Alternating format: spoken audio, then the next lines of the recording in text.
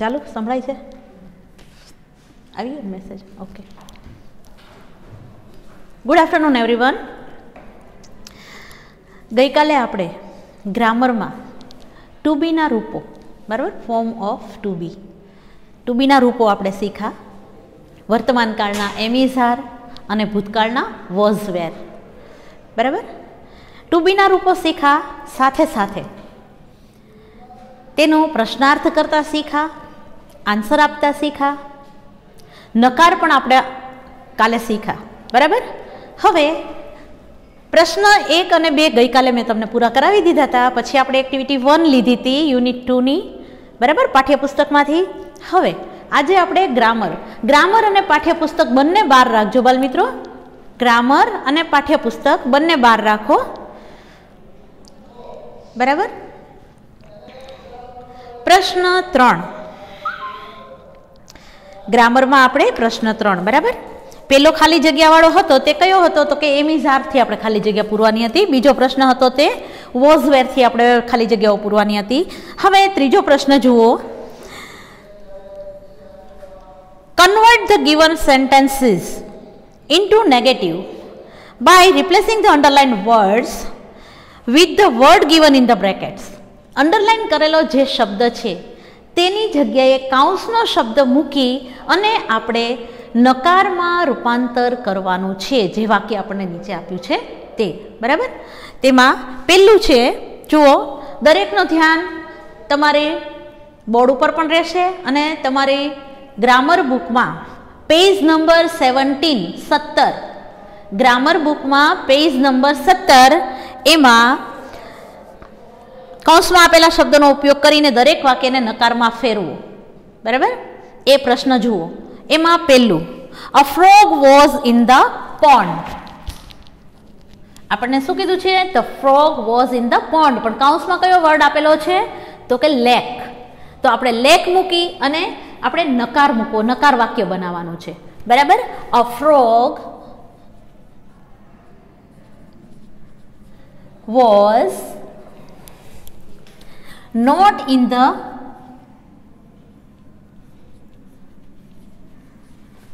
lake,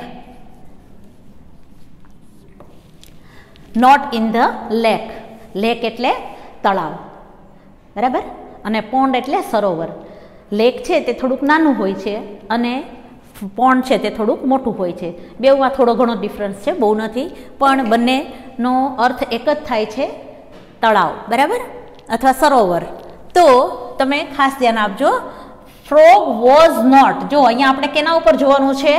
તમને મેં ગઈકાલે કીધું હતું કે ક્રિયાપદ પછી ટુ બીનું જે રૂપ છે વોઝ, એને આપણે ક્રિયાપદ તરીકે પણ ઓળખીએ છીએ.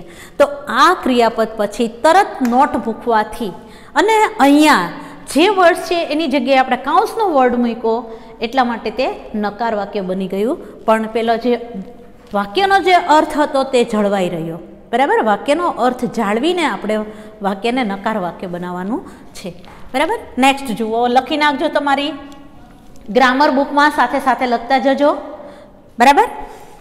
મોહિત is an engineer. Mohit is an engineer. કાઉન્સમાં શું આપેલું છે? ડોક્ટર. હવે મોહિત એન્જિનિયર છે તો આપણે એને ડોક્ટર કહી શકીએ નહીં. તો આપણે શું કરશું? ડોક્ટર વાળો જે શબ્દ છે એન્જિનિયરની જગ્યાએ મૂકી અને આપણે વાક્યને નકાર બનાવશું, બરાબર. મોહિત ઇઝ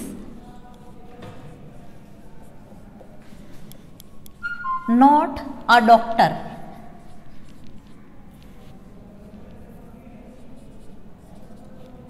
જુઓ, ખ્યાલ આવ્યો? અંડરલાઈન એટલે કરું છું કે તમને ખ્યાલ આવે, તમારે અંડરલાઈન કરવાની જરૂર નથી, બરાબર.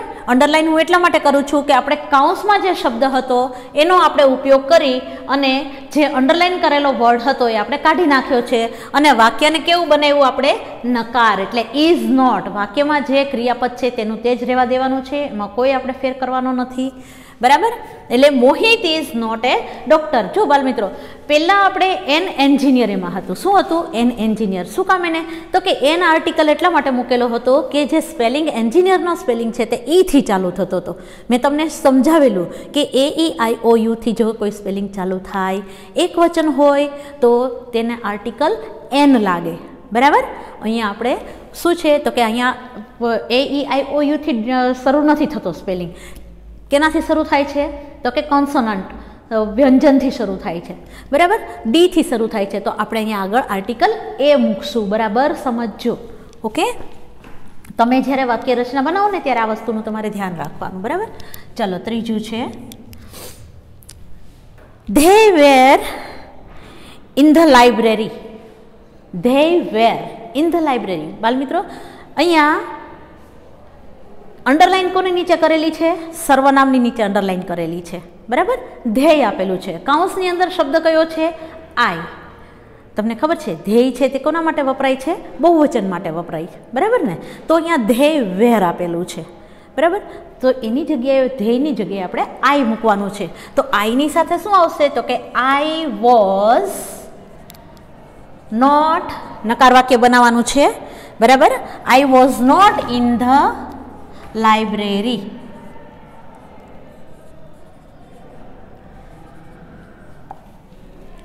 બહુ અવાજ થાય છે, બહારથી બહુ અવાજ આવે છે. I was not in the library. બાળ મિત્રો, તમે કહેશો કે અહીંયા વેરની જગ્યાએ વોઝ. હા, વેરની જગ્યાએ વોઝ એટલા માટે કે આઈ છે તે એક વચન છે. બરાબર. તો એના માટે શું આપણે વાપરવાનું છે? વોઝ વાપરવાનું છે. બરાબર. ભૂલ્યા વગર ધ્યાનમાં રાખજો.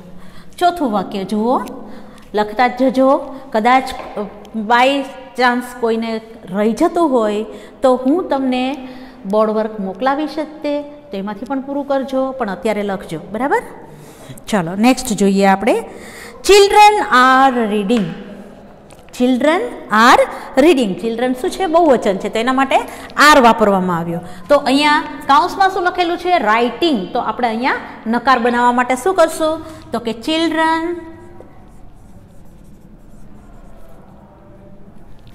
Are not writing.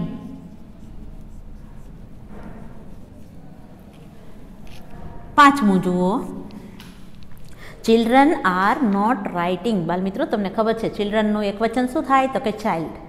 બરાબર. અને બહુવચન ચિલ્ડ્રન. તો એના માટે આપણે અહીંયા આરનો ઉપયોગ થયો છે. ચાલો, નકાર વાક્ય બનાવ્યું એટલે શું થયું? Are not. હા, બરાબર, ધ્યાન આપજો. પાંચમું જોઈએ આપણે. Suraj is sitting on the chair. Suraj અહીંયા નામની નીચે અંડરલાઈન કરેલું છે. બરાબર. તો કૌંસમાં શું નામ આપેલું છે? રીના. કૌંસમાં શું નામ આપેલું છે? રીના. તો આપણે અહીંયા શું કરવાનું છે? સૂરજની જગ્યાએ રીનાને મૂકવાની છે અને વાક્ય નકાર બનાવવાનું છે. બરાબર. તો Reena is not sitting on the chair.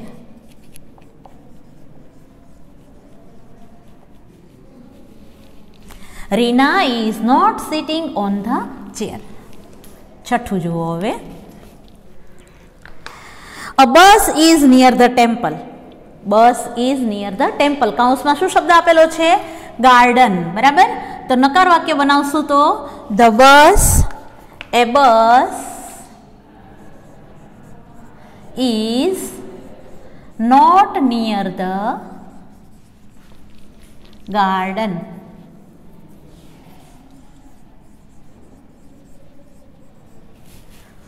A bus is not near the garden. સાતમું જુઓ.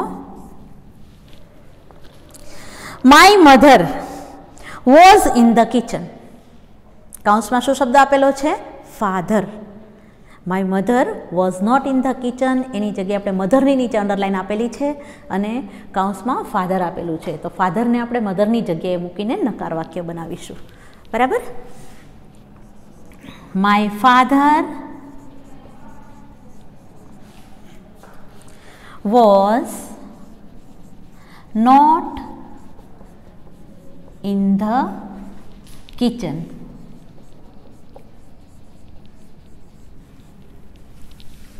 આઠમું જુઓ બાલ મિત્રો. આઠમું વાક્ય. Amol and Amita were on the terrace. Amol and Amita were on the terrace. Amol અને અમિતા ટેરેસ પર હતા. તો અહીંયા કૌંસમાં શું આપેલું છે? In the hall. વાક્યની સાતત્યતા આપણે જાળવી રાખવાની છે, તો ઇન ધ હોલ આપણે મૂકશું ઓન ધ ટેરેસની જગ્યાએ, તો વાક્ય કેવું બનશે? નકાર વાક્ય બનશે. બરાબર. તો અહીંયા આપણે લખશું અમોલ એન્ડ અમિતા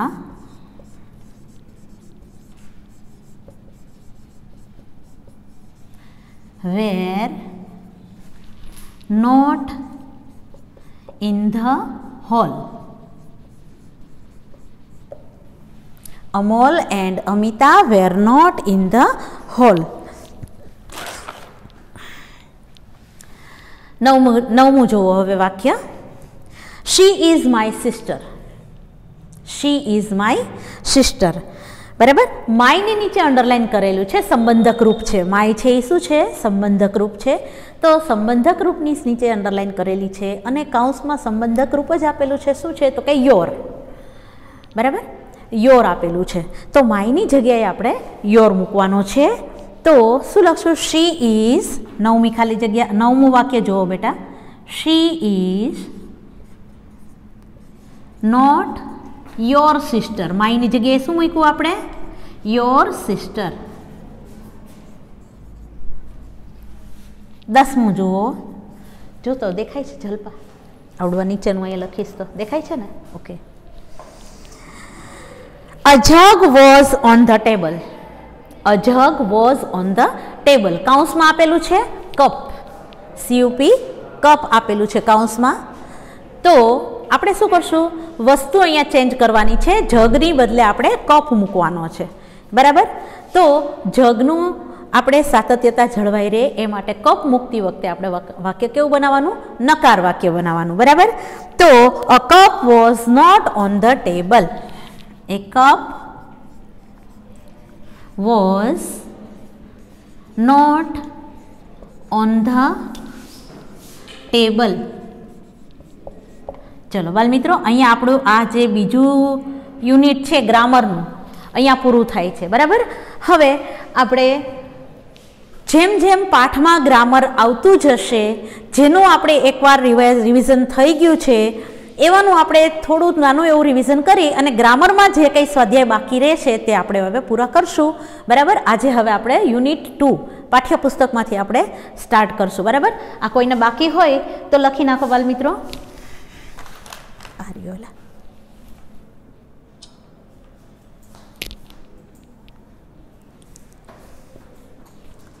કોઈને બાકી હોય તો લખી નાખજો.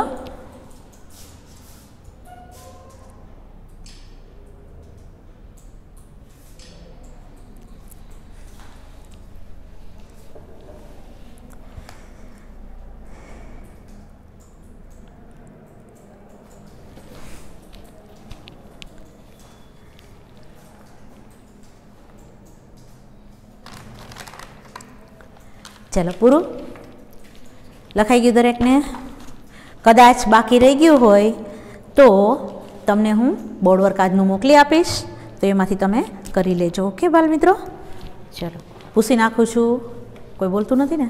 લખાઈ ગયું બધાને?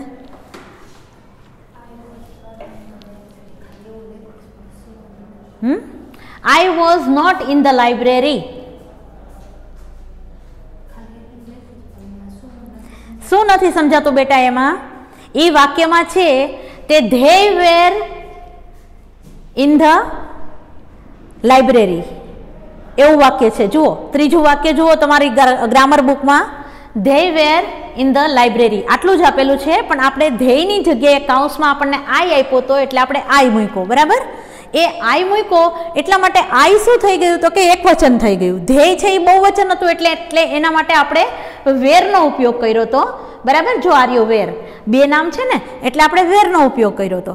પણ હવે આઈ છે તે શું થઈ ગયું? એક જ વચન, એકની જ વાત થાય છે. તો એના માટે આપણે શું મૂકવું પડે?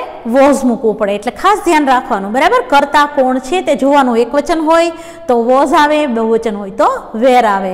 એવી જ રીતે વર્તમાન કાળમાં પણ એક વચન હોય તો તમારે એમ અથવા ઇઝ આવે અને બહુવચન હોય તો આર આવે. બરાબર. ચલો હવે કોઈને કાંઈ પ્રશ્ન? પૂછી નાખું છું. હા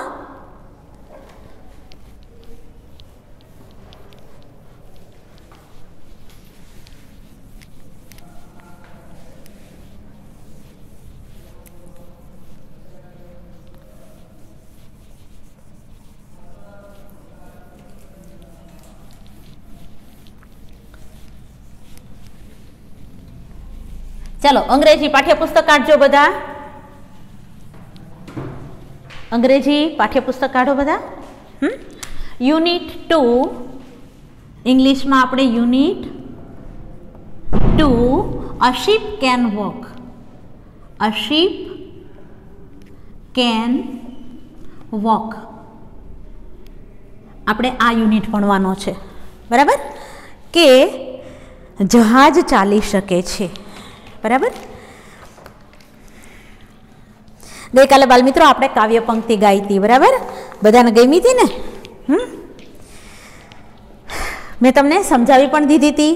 ત્યાર પછી આપણે જોવાની છે બી જોવાનું છે, બરાબર. એક્ટિવિટી 1 બી. એક્ટિવિટી 1 એમાં બી આપણે જોવાનું છે, બરાબર. તમને તમે પેજ નંબર 14 જોજો અને તેમાં કોષ્ટક આપેલું છે, જુઓ. પેજ નંબર 14 પેલા પિંક કલરની એની જે કંઈ સૂચના છે તે આપણે જોઈ લઈએ. વર્ક ઇન પેર એટલે જૂથમાં કામ કરો, બરાબર, અથવા જોડીમાં કામ કરો. નીચેના ટેબલમાં આપેલી વિગતો મોટેથી વાંચો અને પછી તેની રીમ્સ બનાવી અને એનું ગાન કરવાનું છે, બરાબર. હવે આપણને એક પેર કરી અને આપેલી છે, બરાબર, રેબિટ. જો પેલી પેર આપેલી છે rabbit. I am running, look at me. Can you run as I do?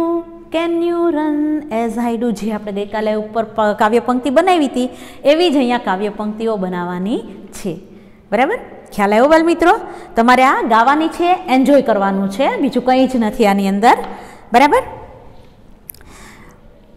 પછી એલિફન્ટ શું જવાબ આપે છે? No I can't, no I can't, no I can't. Elephant એટલું બધું રનિંગ દોડી શકે? સસલાની જેમ એલિફન્ટ ન દોડી શકે, દોડી શકે. એટલા માટે એલિફન્ટ શું કહે છે? No I can't, no I can't, બરાબર. એવી જ રીતે એક્ઝામ્પલ જુઓ બીજી પેર, બરાબર. બેટ. બેટ એટલે ચામાચીડિયું. હો બાલમિત્રો, અહીંયા બેટ એટલે આપણું પેલું બેટ નહીં, હા, ક્રિકેટનું બેટ નહીં. અહીંયા બેટનો અર્થ શું થાય છે? ચામાચીડિયું, બરાબર. બેટની અહીંયા કાવ્ય પંક્તિ આપેલી છે. I am flying, look at me, can you fly as I do, can you fly as I do. શું કહે છે? કે હું ખૂબ સરસ રીતે હું ઉડી શકું છું, હું ઉડી રહ્યું છું, મને જુઓ કે તમે મારી જેમ ઉડી શકો છો, તમે મારી જેમ ઉડી શકો છો, એવું પૂછે છે. પણ એલિફન્ટ શું કહે છે? પછી એલિફન્ટ જવાબ આપે છે no I can't, no I can't. Elephant થોડો ઉડી શકવાનો છે, એટલે એ ના પાડે છે, બરાબર. ત્યાર પછી જોઈએ અહીંયા આપણે કહેવાનું છે કે એનિમલ વુ, બરાબર, એટલે અહીંયા જે થાય યસ અને નો. તમારે એનો પ્રશ્ન બનાવવાનો છે કે હુ કેન રન ફાસ્ટ, કોણ ઝડપથી દોડી શકે છે? તો તમે શું કહેશો? A rabbit can run fast, બરાબર. પછી માની લો કે એલિફન્ટનું અહીંયા આપણને આપેલું છે, બરાબર. તો એલિફન્ટ માટે can elephant lift a tree અથવા wooden. Can elephant lift wood? તો આપણે જવાબ શું આપી શકીએ? Yes it can. હા, તે લાકડું ઉપાડી શકે. તમે જો મોટા મોટા ભારે વજનદાર લાકડા હોય ને, બીમ હોય ને, એ બધા કોણ ઉપાડે? એલિફન્ટ ઉપાડી શકે, બરાબર. તો એનું આપણે એવી રીતે વાક્ય બનાવી શકીએ. પછી જો બાજુમાં છે નો માટેનું વાક્ય કયું બને? તો કે can elephant jump? Elephant jump કરી શકે? નો, એલિફન્ટ જમ્પ કરી શકતો નથી, કારણ કે એનું શરીર જ એટલું વજનવાળું હોય છે, તો કેવી રીતે એ જમ્પ કરી શકે, બરાબર. પછી એવી રીતે રેટનું આપેલું છે. Can rate cut the net? Rate જાળી કાપી શકે છે? ઉંદર જાળી કાપી શકે? Yes it can. Can rate roar? ઉંદર છે તે ગર્જના કરી શકે છે? રોર એટલે ગર્જના કરવી. બાળમિત્રો, તમે શીખી ગયા છો, ત્રીજા ચોથા ધોરણમાં, બીજા ધોરણમાં શીખી ગયા છો કયા એલિફન્ટ કયો અવાજ કાઢે, બરાબર. તો અહીંયા શું કહે છે કે કેન રેટ રોર? કે રેટ ઉંદર ગર્જના કરી શકે છે? No, it can't. ના, તે કરી શકતું નથી. બરાબર. પછી ડોગનું આપેલું છે. Can dog smell far away? કે ફ્રોમ ફાર અવે, કે કૂતરો છે તે દૂરથી સુગંધ લઈ શકે છે, દૂરનું સૂંઘી શકે છે? Yes, it can. Can dog climb a tree? કૂતરો ઝાડ પર ચડી શકે છે? નો, કૂતરો ઝાડ ઉપર ન ચડી શકે. એટલે એ શું કહે છે? ના, તે ન ચડી શકે. બરાબર. No, it can't. Can frog hop? Hop એટલે કૂદકા મારવા. હોપ એટલે કૂદકા મારવા. કે દેડકો કૂદકા મારે છે? મારી શકે છે? Yes, it can. Can frog dance? દેડકો ડાન્સ કરી શકે છે? No, it can't.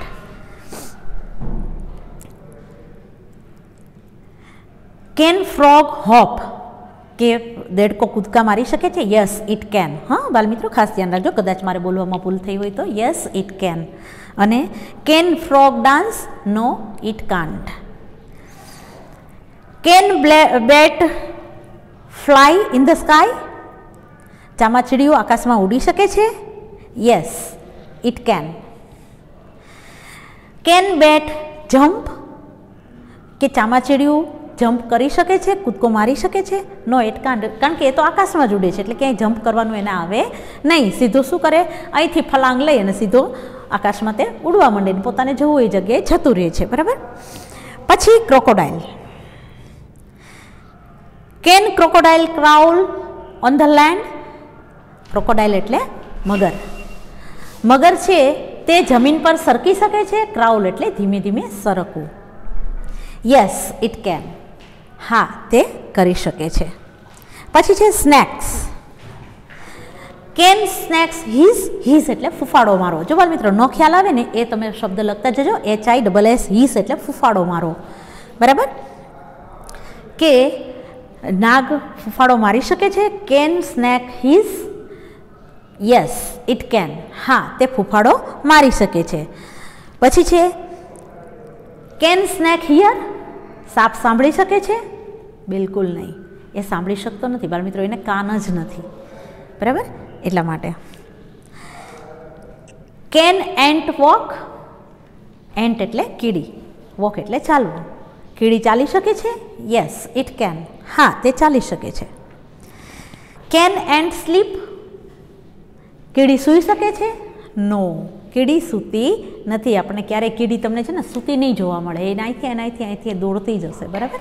ચલો, આ છે તે આપણું એક્ટિવિટી 1B અહીંયા પૂરી થાય છે બાળમિત્રો. ત્યાર પછી જુઓ એક્ટિવિટી 2. બહુ સરસ છે, મજા આવશે. જનરલ નોલેજ વધારી શકે એટલી સરસ છે. તમે બરાબર યાદ રાખશો તો તમને પણ મજા આવશે. હા, બરાબર સમજજો, ન સમજાય તો મને પૂછજો. Okay. Animal have special abilities. દરેક પ્રાણીઓને પોતાની કંઈક ખાસિયત હોય છે. બાળ મિત્રો, તમે ભલે મારી સામે 50 જણા બેઠા હોય તો તમારી 50ની ખાસિયત મને દેખાતી હોય. બધાને અલગ અલગ એક એબિલિટી હોય જ તે. કદાચ એક છોકરાને સાવ કંઈ ના આવડતું હોય ને વાંચતા લખતા ના આવડતું હોય તો એનામાં કંઈક ખાસિયત હોય છે. બરાબર. કંઈક સ્પોર્ટ્સમાં આગળ હોય, ક્યાંક તેની કોઈ એવી એબિલિટી હોય કે જે કોઈ ગાઈ શકતો હોય કે ફટાફટ બોલી શકતો હોય. બરાબર. કંઈક નવી એક્ટિવિટી કરી શકતો હોય. તો આવી બધી તમારામાં પણ ઘણા બધામાં અલગ અલગ ખાસિયતો હોય છે. બરાબર. આ તો થઈ આપણી વાત. પણ પ્રાણીઓમાં કેવી ખાસિયતો હોય છે તે અહીંયા આપણને બતાવેલું છે બાળમિત્રો. પેજ નંબર 15, 15મું પેજ જુઓ તો 15મું પાઠ્યપુસ્તકમાં 15મું પેજ. બહુ સરસ છે, મજા આવશે બધાને. Read the following sentences allowed. નીચે આપેલા વાક્યો તમે મોટેથી બોલો. બરાબર. તમે પણ જો ઘરે એકવાર હું અહીંયા સમજાવી દઉં એટલે સમજી લેવાનું, પછી તમારે તરત જ પાછું વાંચવાનું. તરત રીડિંગ કરશો ને તો તમને તરત જ યાદ આવી જશે કે ટીચર શું કહેતા હતા. બરાબર. A hippopotamus can run faster than a man. Hippopotamus માણસ કરતાં પણ ઝડપથી દોડી શકે છે. Hippopotamus can run faster than a man. કે હિપોપોટેમસ માણસ કરતાં પણ ઝડપથી દોડી શકે છે. તમે કલ્પના કરો, ઇમેજિન કરો, તમને લાગે છે દોડી શકે? એનું શરીર જ એટલું હોય છે, પણ હા, તે દોડી શકે છે. A rat can last longer without water than a camel. એક ઉંદર છે તે પાણી વગર ઊંટથી પણ વધારે દિવસો સુધી જીવિત રહી શકે છે. આ બધું છે તે યાદ રાખજો, બરાબર. A rat can last longer without water than a camel. તમને ખબર છે કે કેમલ છે એ પાણી વગર રહી શકે. શું કામ? તો કે એને રણમાં ચાલવાનું હોય. તમને એવું પણ કહેવામાં આવ્યું હોય કે કેમલે પોતાના ડોકની અંદર એક મોટી કોથળી રાખેલી હોય, એમાં એ પાણી ભરીને રાખતું હોય છે. પેટમાં પાણીની મોટી કોથળી હોય, જરૂર પડે ત્યારે એ પાણી એના શરીરને મળી રહે છે એમાંથી. એવું બધું તમને કદાચ તમારે સાંભળવામાં આવેલું હોય, બરાબર. પણ ઉંદરને તો એવું કંઈ જ નથી. તેમ છતાં પણ એનામાં એવી ખાસિયત છે કે ઊંટથી પણ વધારે દિવસો સુધી તે પાણી વગર જીવિત રહી શકે છે. ત્યાર પછી જુઓ, ત્રીજું ચિત્ર આપેલું છે, Siberian tiger. The Siberian tiger is the largest cat in the world. હવે તમે જોશો, આપણે બિલાડીને શું કહીએ છીએ? વાઘની માસી કહીએ, ખબર ને? શું કામ એને? તો કે ટાઈગર છે એ બિલાડીનું મોટું સ્વરૂપ છે. આપણને એવો જ લાગે, સેમ કલરમાં કદાચ ફેર હોય, બરાબર, પણ એવા જ લાગે. તો અહીંયા Siberian tiger is the largest cat in the world. વિશ્વમાં સાઇબેરિયન ટાઈગર છે, સાઇબેરિયામાં જે વાઘ છે તે વિશ્વમાં સૌથી મોટી બિલાડી તરીકે જાણીતા છે. Its weight up to 30 kilograms. તેનું વજન 300 ગ્રામથી પણ વધુ હોય છે. It can eat 72.2 kilogram of meat at one time, meal time. It can eat 27.2 kilogram of meat at one meal time. એક વખતના ભોજનમાં તે 27 કિલોને 200 ગ્રામ જેટલું માંસ ખાય છે, એક જ વખતના ભોજનમાં. પછી આની શું ખાસિયત હોય બાળ મિત્રો, તમને ખ્યાલ છે? વાઘને બધા જે હિંસક પશુઓ છે એ છે ને તે પોતે પોતાનો ખોરાક જાતે મેળવે છે, બરાબર. પ્રાણીનો શિકાર કરીને જ એ ખોરાક ખાય છે, કોઈ દિવસ મરેલા પ્રાણીને ખાતા નથી. અને ત્યારે જ તે એ 27-28 કિલો જેટલું ખાઈ લે છે. પછી જ્યાં સુધી ભૂખ ન લાગે ને ત્યાં સુધી બીજો શિકાર કરતું નથી, બરાબર. ત્યાર પછી જોઈએ આપણે ક્રોકોડાઇલ. ક્રોકોડાઇલ એટલે મગર. A crocodile cannot move its tongue and can't chew. Crocodile છે તે તેની જીભને હલાવી શકતો નથી અને એનાથી કંઈ પણ તે ચૂસી પણ શકતું નથી, બરાબર. એનાથી એ કંઈ પણ મોઢામાં લઈ પણ શકતું નથી. તે પોતાનું મોઢું ફાડીને જ તમને આમ દાંત વડે જ તમને અંદર લે, બરાબર. કોઈ પણ એને માંસ ખાવું હોય, કોઈ પણ એ શિકાર કરતું હોય તો દાંત વડે પોતાના મોઢામાં સીધું અંદર એ પકડી લે છે અને નાખી દે છે. એના જીભનો એનો ઉપયોગ થતો નથી. ઇટ કાન્ટ ચ્યુ, તે ચાવી શકતું નથી, બરાબર. સીધો તમને ખબર છે કે એનાકોન્ડા છે કે ક્રોબરા છે કે પછી પેલા શું કહેવાય અજગર, પેન્થર, બરાબર. આ બધા જે છે તે શું કરે છે? એ લોકોને કંઈ દાંત નથી. મગરને તો દાંત છે પણ તેમ છતાંય તે ચાવી શકતો નથી, બરાબર. તો આ બધા છે તે શું કરે છે? આખે આખો જે કંઈ એને ખોરાક મળતો હોય આખે આખો સીધો એ ગળી જાય છે ને પછી એના પેટમાં જ તે બધી એની ક્રિયા થાય છે. પાચન ક્રિયા, એને ખોરાકને ભાંગવાની ને એને પચાવવાની બધી ક્રિયા એના પેટની અંદર જ થાય છે, બરાબર. એટલા માટે કહે છે ઇટ્સ કાન્ટ ચ્યુ. ત્યાર પછી જોઈએ કીડી આપેલી છે. The ant can lift 50 times its own weight. કીડી છે તે પોતાના વજન કરતાં 50 ગણું વજન વધારે ઉપાડે છે. તમને ખબર જ છે, મેં તમને વાર્તામાં એમાં તે કદાચ કીધું હશે, બરાબર. ત્યાર પછી જોઈએ the fastest mammal. Dolphin can swim up to 56 km/h. સસ્તન વર્ગનું પ્રાણી, મેમલ એટલે સસ્તન વર્ગનું પ્રાણી, બરાબર. કે સૌથી ઝડપી સસ્તન વર્ગનું પ્રાણી dolphin can swim up to 56 km/h. 1 કલાકમાં 56 કિલોમીટર જેટલું અંતર કાપે છે. કોણ? તો કે ડોલ્ફિન. આટલું ઝડપી તે તરી શકે છે પાણીની અંદર, પાણીની બહાર નહીં. A giraffe can clean its ear. હવે તમે જુઓ જીરાફના તમને કાન દેખાય છે તમારા પાઠ્યપુસ્તકની અંદર જો છે પેલું ચિત્ર જીરાફનું, તમને કાન દેખાય છે એના? હે, મને દેખાય છે, બરાબર. હવે આપણે તો આપણા કાન સાફ કરીએ કે ઇયરબડ લઈને આપણે ફટફટ નાહી ધોઈને પછી ઇયરબડ લઈને સાફ કરી નાખીએ, બરાબર. હવે કયા પ્રાણીઓ પાસે એવું કંઈ હોય ન હોય. તો જીરાફ શું કરે છે? A giraffe can clean its ear with its 21 inch long tongue. Giraffe તેના કાનને પોતાની 21 ઇંચ લાંબી જીભથી એ સાફ કરે છે. બોલો, સાંભળ્યું તો આવું ક્યાંય? મેં નથી કીધું કોઈને, બરાબર. તો જીરાફ કેવી રીતે પોતાના કાન સાફ કરે છે? એટલે આપણને શું એ ખ્યાલ આવે કે જીરાફની જીભ છે ને એ ઘણી લાંબી છે. 21 ઇંચ લાંબી એટલે આપણી જે ઓલી ટીચર સ્ટીલની સ્કેલ લે છે ને જે, એનાથી પણ વધારે 10 ઇંચ લાંબી, બરાબર. કેટલા આપણે 12 ઇંચની એવડી સ્કેલ આવે છે, બરાબર. તો 12 દુને 24 અને એમાં પાછી બીજી 3 2.25 ફૂટ જેટલી એની જીભ લાંબી હોય છે, બરાબર. ચાલો બાળ મિત્રો, આ થયું તે આપણી એક્ટિવિટી 2. આજે મેં તમને હોમવર્કમાં પ્રશ્ન 2 અને 3 આપેલા છે, એની તમને PDF આજે મળી ગઈ છે. ચલો, કોઈને કાંઈ પ્રશ્ન?